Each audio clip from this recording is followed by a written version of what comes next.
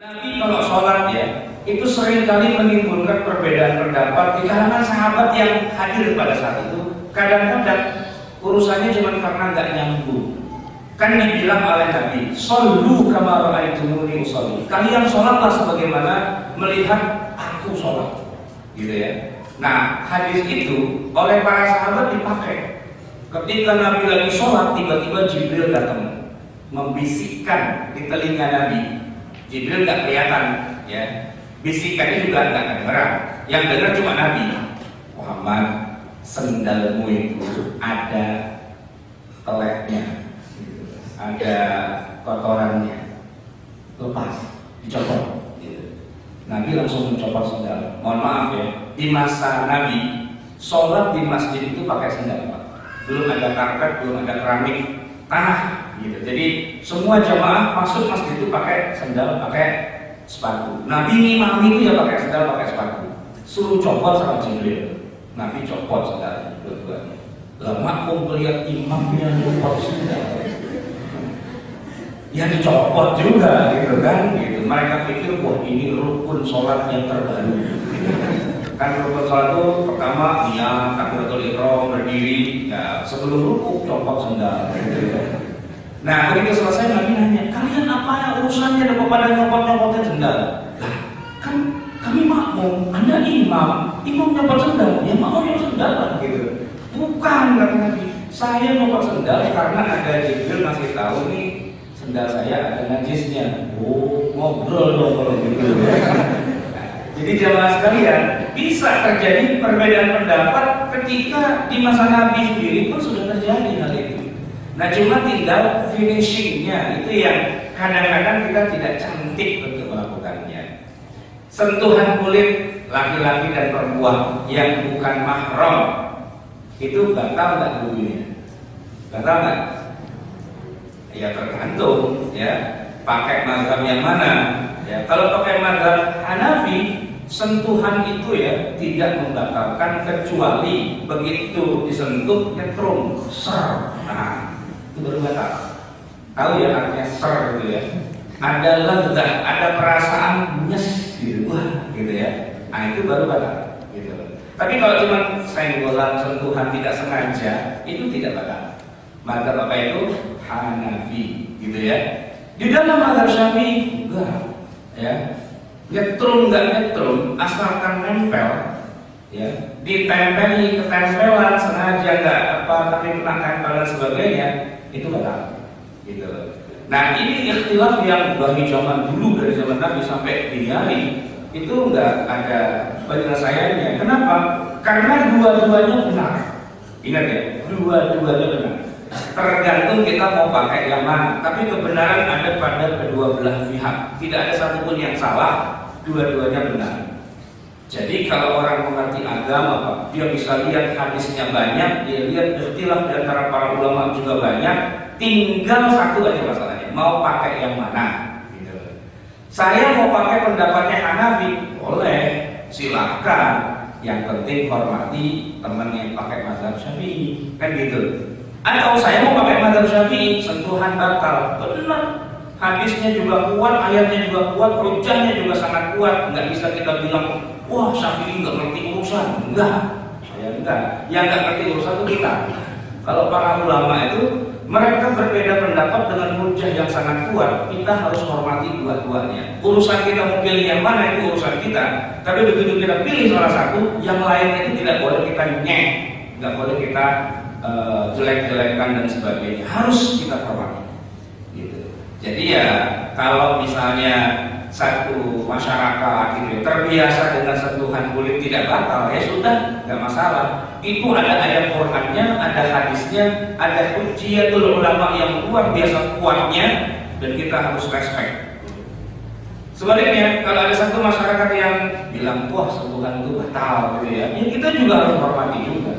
Cuma memang saya pernah diceritakan teman saya, ini keluarga Pancasila nih. Suami dengan istri beda mazhab, gitu ya. Suaminya NU tulen 100%. Jadi sentuhan kulit itu batal, kata suaminya. Kenapa dia NU tulen? Saya bilang NU tulen karena begini. bapaknya itu pimpinan NU, kakeknya itu pimpinan NU. Jadi dia belum lahir pun sudah NU dia. Jadi ya mengubah cara pandangnya bahwa sentuhan kulit itu tidak batal itu nggak mungkin. Dia tetap dengan akidahnya itu sentuhan kulit batal gitu ya. Tapi karena persaudaraan gitu ya, dia nikah dengan istri orang Persis dari Bandung. Persis itu ya sentuhan kulit tidak batal. Tapi karena dua-duanya berukhuwah Islamiyah, suami istri saling menghormati. Saking mesranya mereka berdua saling menggoda dengan mazhabnya masing-masing. Jadi malam itu ketika suaminya mau sholat gitu ya, sholat witir sebelum tidur itu ya, itu suaminya sudah wudu, sudah menghadap kiblat, sudah rapi gitu ya, sama istrinya itu dipegang gitu, lehernya ini, gitu kan, ya jangan dipegang, batal. Kata istrinya, enggak mas, sudah batal, kecuali kalau ser gitu kan. Ya saya sih enggak ser, tapi tetap batal gitu kan. Sambil keluar dari tempat sholat, wudhu lagi. Kemudian mau menghadap lagi tuh, lagi mau baca ushol, dipegang lagi tangannya sama istrinya. Iya, gitu. Batal lagi. Enggak batal. Jadi gitu. Sholat, wudhu, dicowel, batal. Wudhu, dicowel lagi, batal lagi, terus gitu. Akhirnya nggak jadi sholat itu, jadi anak gitu lah. Ambil istrinya kata kemudian.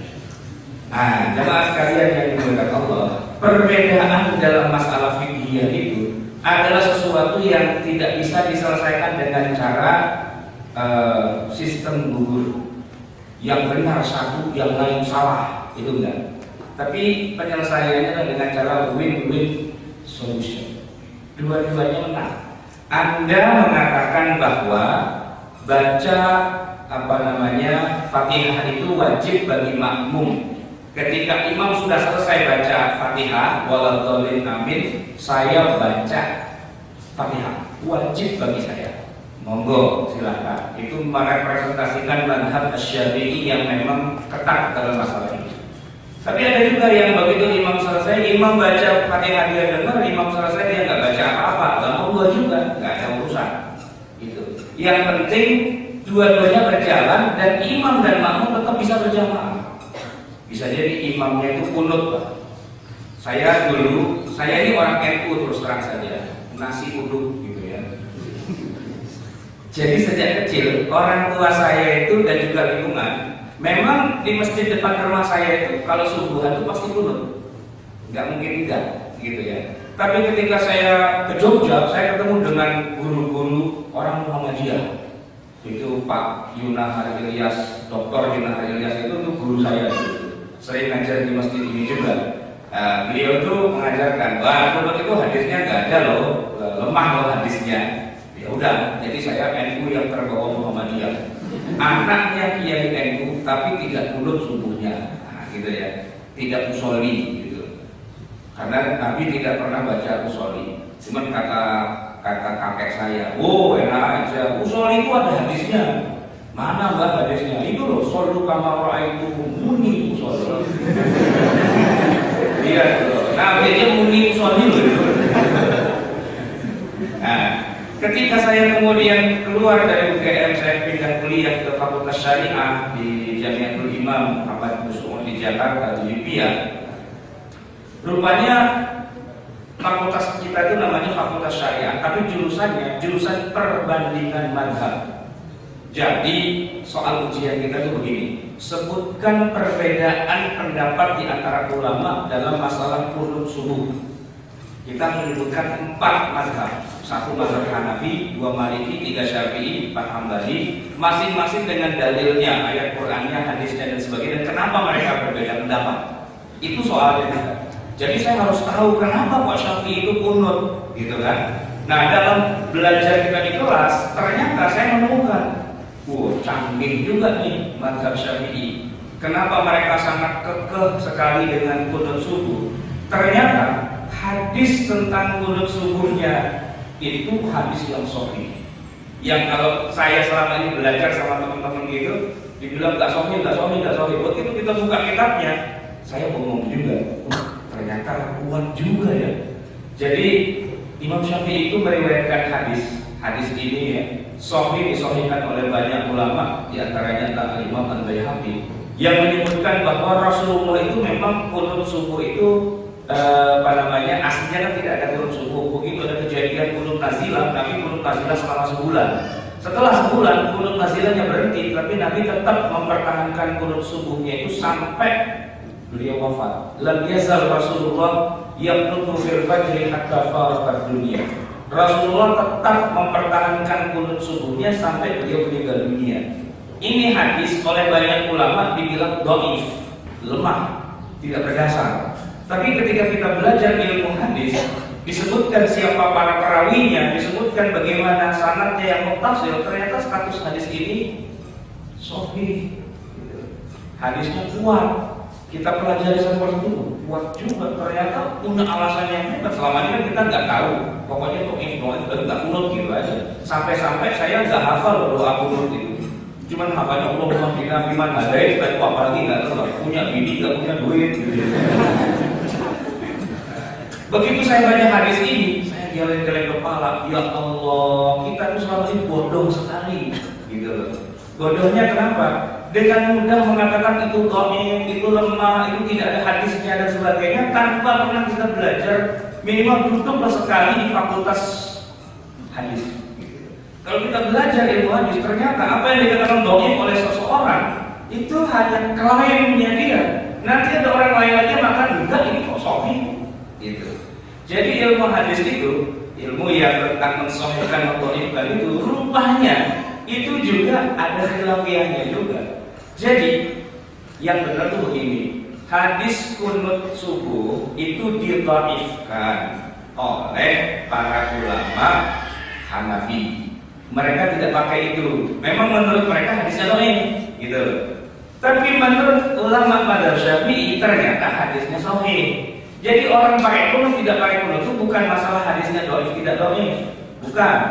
Tapi hadis itu didhaifkan oleh sebagian kelompok, tapi disahihkan oleh kelompok yang lain. Dan dua-duanya itu kuat dapatnya. Jadi kesimpulannya, kita ini kalau subuh kunut apa enggak? Subuh apa enggak itu, kunut subuh apa enggak itu bukan masalah benar tidak benar.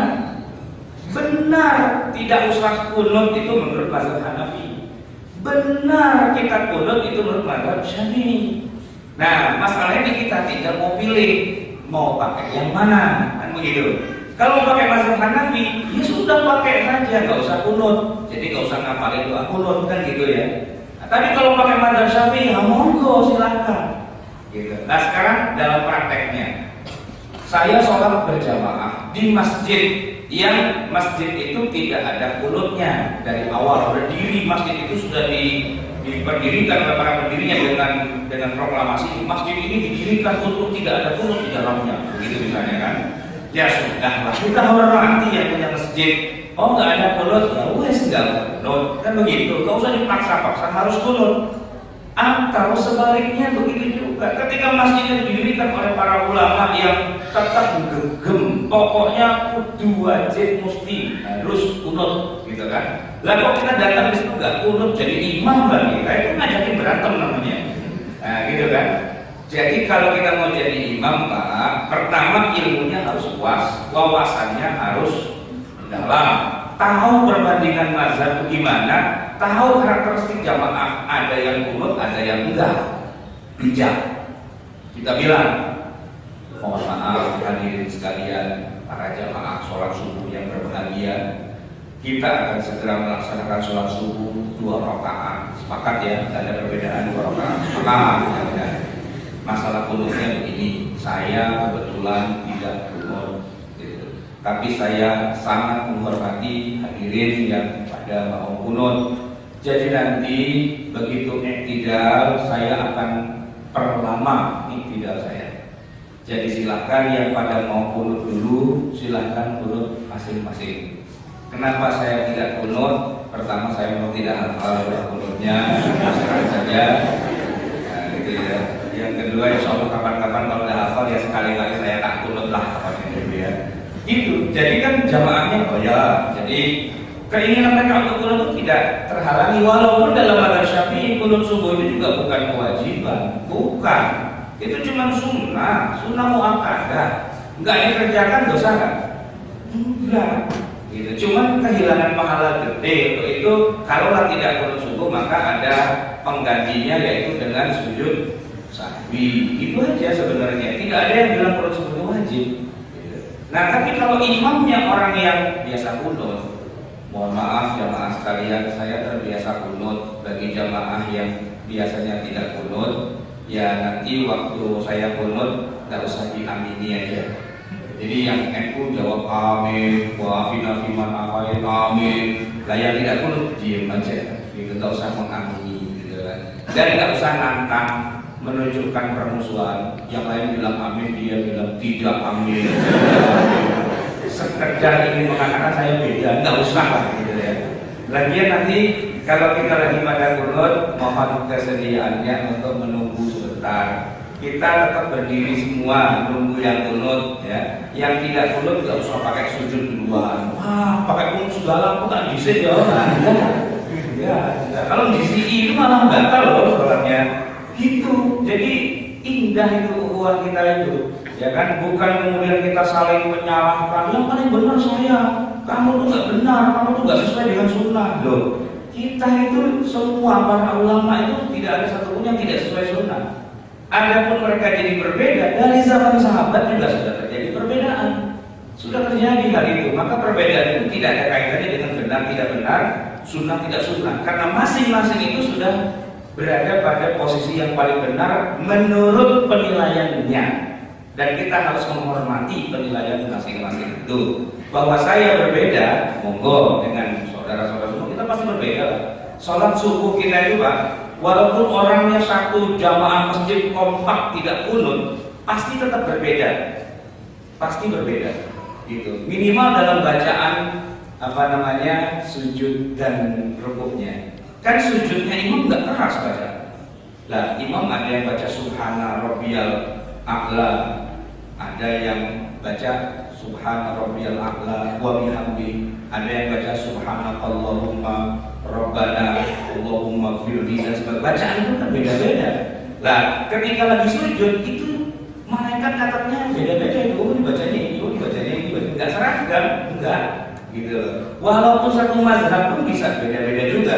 Ketika takbiratul ihram Allahu akbar, ada yang baca Allahumma ba'id baini wa baina khotoyaya, itu hadisnya sahih. Tapi ada juga yang membaca wajah wajhiya lillazi fataras samawati, hadisnya sahih. Bahkan yang saya heran, kenapa sih rebutannya cuma dua itu? Padahal doa kita itu ada 15 versi gitu. Kenapa cuma dua itu aja yang direbutin? Ada 15 versi gitu. Cuman yang versi 3, 4, 5 sampai 15 itu nggak ada yang hafal. Hafalnya cuma dua itu aja gitu kan. Jadi jamaah sekalian, saya ingin menegaskan bahwa perbedaan dalam masalah fiqhiyah itu adalah perbedaan yang tidak bisa dihindari. Yang bisa kita lakukan sekarang, kita menghormati perbedaan itu. Dan tambah lagi, sebisa mungkin kita belajar juga apa yang sudah kita pakai selama ini dan apa yang dipakai teman kita yang berbeda itu. Dengan kita saling tahu, jadi kita bisa saling maklum. Gitu. Satu manfaatnya. Yang kedua, kadang-kadang berguna juga. Kadang-kadang kita tahu mazhab yang bukan yang kita pakai dan kita pelajari itu ada manfaatnya kadang-kadang. Seperti sentuhan kulit itu, kalau di Indonesia rata-rata orang kan bermadzhab Syafi'i, sentuhan kulit suami istri itu batal, ya kan? Tapi kalau dari depan Ka'bah itu agak susah menghindari sentuhan kulit, pasti batal terus. Kenapa? Karena orangnya penuh, saking penuhnya itu sampai saya kalau tawaf ya, itu kaki saya nggak kena tanah, kegencet orang gitu ya, terus ke bawah gitu, nggak kena tanah, kakinya cuma gini aja, nggak kena tanah, saking penuhnya. Ini yang gencet ini bukan cuma laki, bisa perempuan. Ya kalau pas lagi mujur, Turki, cakep gitu ya. Kalau nggak mujur, Afrika. Tergantung ya kan gitu. Nah, ini kalau menghindari sentuhan kulit itu susah, gitu, nggak bisa. Nah dalam kondisi itu boleh saja kan, karena kita punya wawasan, tahu sentuhan kulit dalam bahasa Hanafi nggak batal loh, ya udah aman. Jadi nggak usah sedikit-sedikit wudu, sedikit-sedikit wudu. Itu kalau sedikit-sedikit wudu itu repot. repot itu, upahannya segitu gede, harus turun lagi cari WC, baru mau balik, baru udah butuh lagi, kenapa? Senggolan lagi ya kan, nggak selesai-selesai. Makanya boleh kita pakai mazhab yang berbeda, dengan syarat kita belajar juga sebelumnya tentang perbandingan mazhab itu. Nggak cuma yang ini paling benar, saya nggak mau belajar yang lain, pokoknya pakai kacamata kuda yang benar cuma ini. Begitu mentok nggak bisa ngapa-ngapain, nah bingung. Makanya mazhab-mazhab itu silahkan dipakai satu saja. Kalau memang bisa belajarnya cuma satu, mau pakai itu aja udah selesai, aman. Tapi kalau masih bisa belajar yang lain gitu ya, boleh juga. Soalnya dari masjid sini mau kemana nih? Mau ke satu tujuan. Saya misalnya sebentar lagi mau ke Adi Sucipto. Saya tahunya cuma ring road doang gitu ya. Cuma ring road itu bagus sih. Tapi kalau ring road itu macet, saya masih bisa lewat Indomaret, masih bisa lewat Jalan Solo, lewat mana lagi gitu kan. Kalau orang tahu banyak jalan itu kan enak. Macet, pindah yang lain. Macet, pindah yang lain. Tapi kalau tahunya cuma satu itu, macet, ya udah nikmati aja macet itu, udah nggak bisa dilawan lagi kan begitu. Jadi ada baiknya juga kita belajar. Tapi kalaupun bisanya belajar cuma satu, pakai yang satu itu aja udah bener. Yang penting ketika kita lagi pakai yang satu, kita nggak boleh bilang yang lain, kamu sama loh, kamu sesat loh, kamu nggak benar loh, nggak sesuai dengan Nabi. Nah, jalan itu ada banyak. Nah, setiap jalan itu silahkan digunakan tanpa harus menghina yang lain. Baik, ini yang terakhir sebelum ada tanya jawab tadi juga. Mana paling dia? Oh ya. Sebelum terakhir gitu ya. Nah, tadi kan yang saya ceritakan itu perbedaan pendapat dari sisi fikih ya. Sekarang yang terakhir nih, perbedaan pendapat dari sisi kelompok-kelompok pergerakan. Nah, ini memang pendapatnya ini agak seru karena masing-masing pimpinan kelompok punya kepentingan. Jogja itu pusat mahasiswa, gitu ya. Jadi setiap kelompok itu menebar jaring, ya, menebar apa istilahnya, ya inilah membuka pendaftaran baru untuk merekrut, gitu loh. Dan hebatnya orang Indonesia itu paling suka ikut berbagai macam kelompok, gitu loh. Baik kelompoknya itu benar ataupun kelompok itu yang keliru, itu tetap mengaku di Indonesia, ya. Kelompok yang tidak benar itu misalnya, saya sebut saja misalnya dari India, ada kelompok misalnya Ahmadiyah, ya, yang nabinya Mirza Ghulam Ahmad. Antum tahu ya, Ahmadiyah itu sudah ada sejak puluhan tahun yang lalu, adanya di India. Belum pernah punya pengikut begitu banyak seperti sekarang ini kecuali ketika di Indonesia. Kenapa? Karena orang Indonesia itu apa saja dagangan dibeli, gitu. Ya kan? Kelompok-kelompok sesat dari seluruh dunia itu gelar dagangannya itu di Indonesia.